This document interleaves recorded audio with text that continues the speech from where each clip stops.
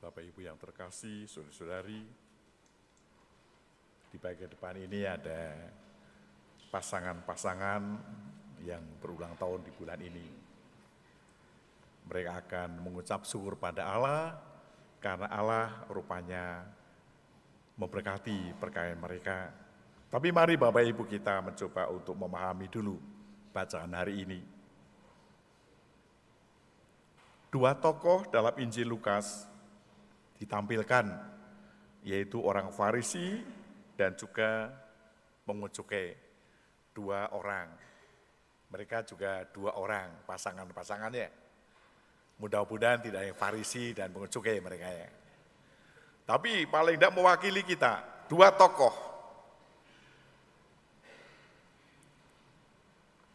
Sikap hati terhadap Tuhan dan sikap hati terhadap sesama, rupanya itu yang perlu kita renungkan bersama.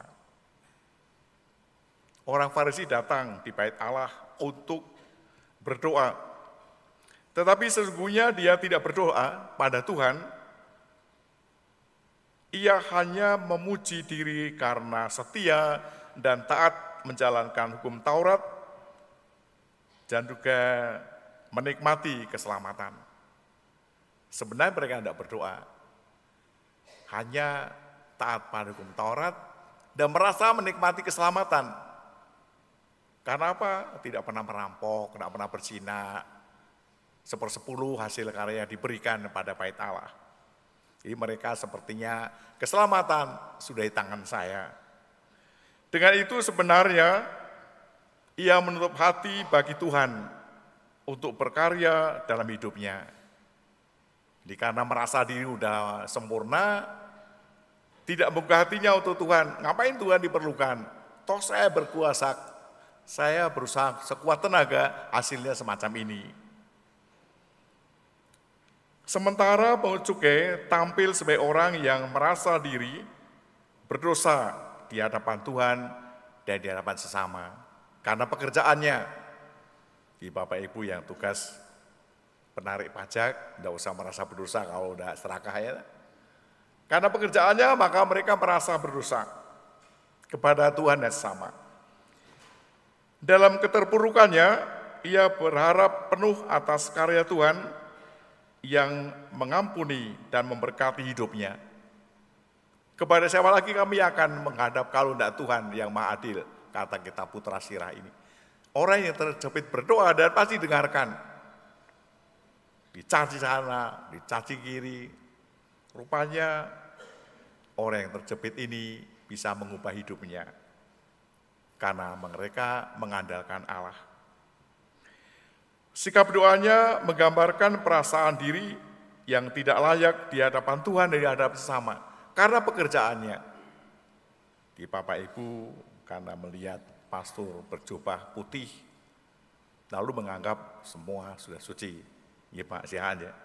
Belum tentu, jubahnya putih, tapi bawaannya mungkin seperti kerangka orang mati itu ya, orang Farisi itu.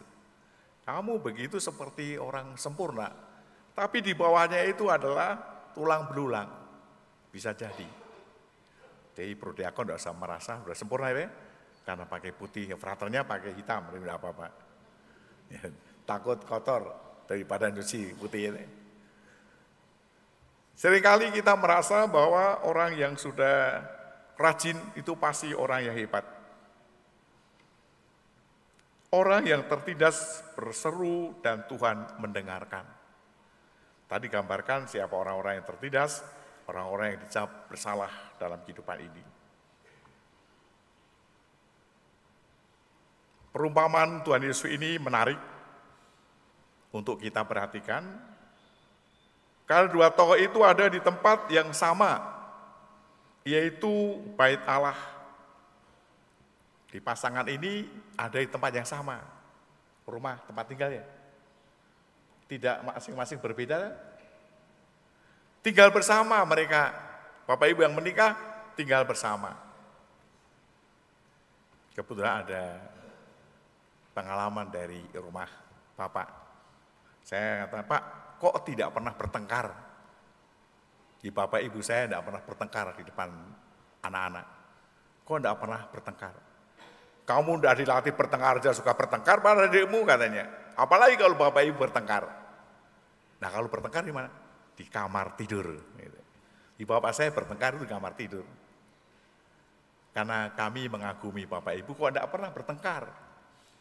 Kata bapak, kamu tidak dilatih bertengkar saja, suka bertengkar adikmu. Apalagi kalau bapak ibu bertengkar. Maka mereka menyelesaikannya di tempat tidur. Jadi nanti diselesaikan di tempat tidur ya kalau ada masalah. Jangan marah pada orang-orang lain. Keduanya sedang menjalankan ibadah sebagai orang beriman. Orang Farisi, orang pungut cukai ini sebagai orang beriman ternyata. Mereka menjalankan ibadahnya. Akan tetapi sikap hati mereka sungguh berbeda. Untung mereka berbeda, suami istri. Kalau sejenis tidak boleh ya. Jadi karena mereka suami istri pasti berbeda. Tapi menghadap Allah bersama-sama, mari kita menyempurnakan perkawinan ini, kata mereka. Mereka sungguh berbeda, bahkan bertolak belakang. Justru disinilah ruang terdalam dari relasi kita dengan Tuhan. Kalau kita ke bait Allah itu pasti mau berrelasi dengan Allah, tapi perlu kerendahan hati. Dari sana mengalir motivasi yang benar untuk berdoa dan berbuat baik. Jadi kalau Bapak Ibu ke tempat ibadah atau tempat siara atau porta santa itu mau apa mau baik, mau mendengarkan Tuhan. Tuhan Yesus berkata, orang ini pulang ke rumahnya sebagai orang yang dibenarkan Allah, sedangkan orang lain itu tidak. Karena apa? Yang satu merendahkan diri, maka rahmat bisa masuk. Yang satu merasa diri sudah hebat, maka tidak mungkin rahmat itu masuk.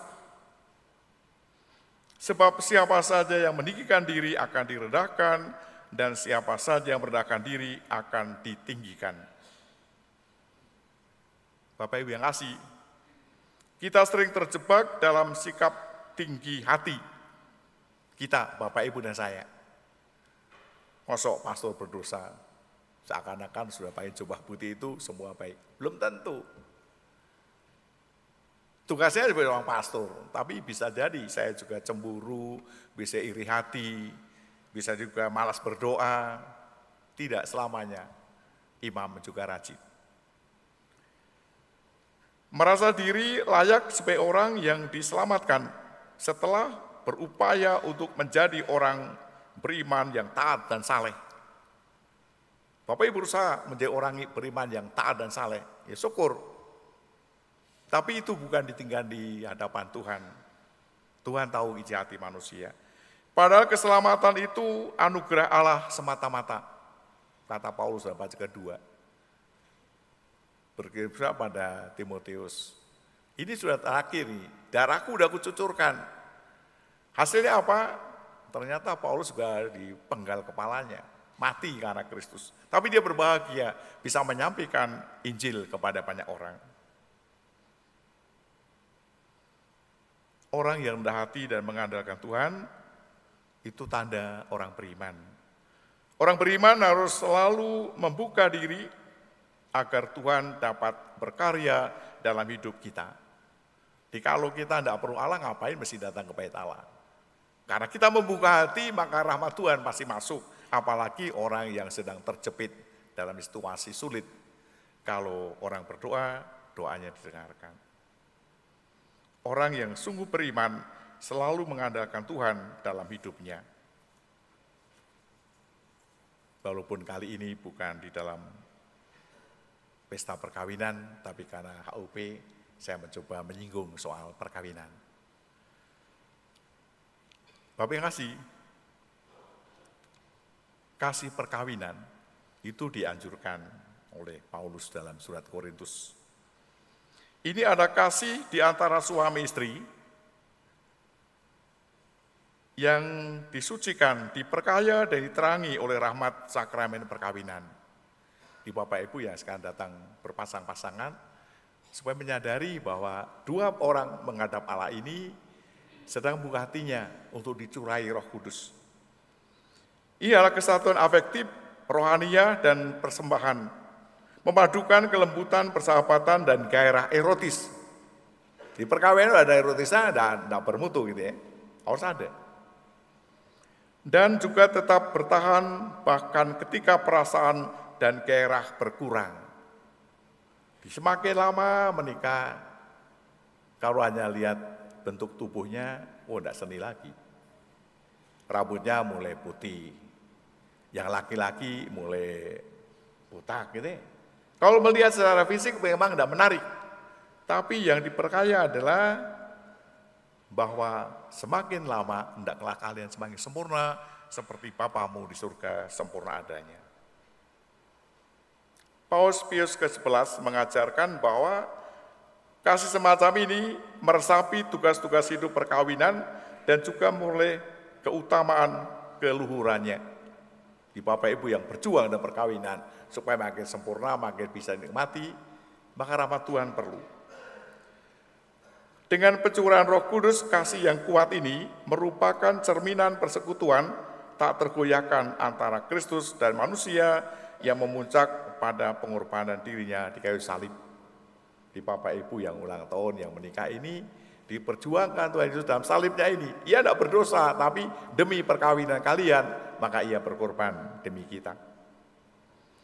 Roh Kudus yang dicurahkan oleh Tuhan menganugerahkan hati yang baru dan juga menjadikan pria dan wanita mampu saling mengasihi seperti Kristus telah mengasihi kita.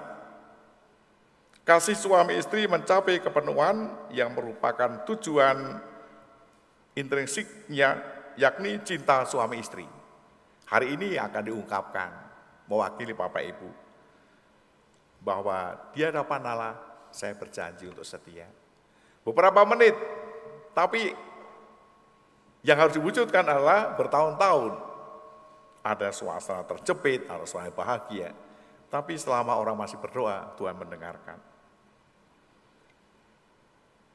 Perkawinan ada tanda berharga sebab ketika pria dan wanita merayakan sakramen perkawinan, Allah seolah-olah bercermin dalam diri mereka. Di Allah bercermin pada diri mereka. Kalau Pak Ibu tadi ya, kalau mau keluar mau prodiakon, bercermin dulu, melihat wajah. Jadi perkawinan ada cermin Tuhan. Tuhan melihat bagaimana bentuk saya ini dalam perkawinan. Indah atau tidak?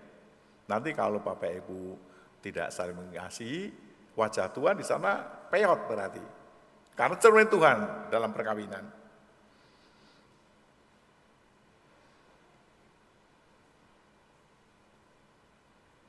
Ia menumbuhkan ke dalam mereka sifat dan watak kasihnya yang tidak terhapuskan. Kasih Tuhan tidak pernah terhapuskan. Perkawinan merupakan simbol kasih Allah kepada kita. Sesungguhnya Allah juga merupakan persekutuan. Tidak hanya perkawinan, tapi Allah juga persekutuan. Tiga pribadi dari Bapa, Putra, Roh Kudus hidup selamanya dalam kesatuan yang sempurna. Maka apa yang sudah ditentukan Tuhan jangan pernah diganggu oleh manusia. Rahmat perkawinan itu yang menyempurnakan Bapak sekalian. Dan inilah sesungguhnya misteri perkawinan. Allah membuat dari pasangan satu kehidupan.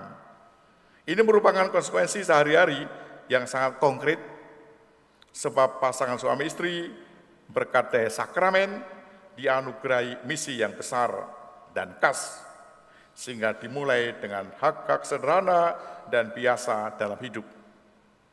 Mereka dapat menampakkan kasih Kristus yang mengasihi gerejanya dan senantiasa memberikan hidupnya baginya itu. Jadi Allah memberikan sakramen perkawinan pada pasangan suami istri. Semoga Bapak Ibu juga berani bersemboyan seperti Paulus tadi. Akan kuperjuangkan sampai titik darah terakhir. Karena ini kekuatan Tuhan adalah Tuhan mencurahkan Roh Kudus-Nya untuk perjalanan. Selamat ulang tahun ya. Semoga Tuhan senantiasa memberkati Bapak Ibu dan selamat bagi Bapak Ibu sekalian yang hari ini sedang menghadap Tuhan. Semoga dengan hati kita menghadap Allah sambil memuliakan bahwa Allah itu mencintai umatnya. Semoga Tuhan memberkati kita. Mari kita lanjutkan dengan upacara singkat dengan janji perkawinan.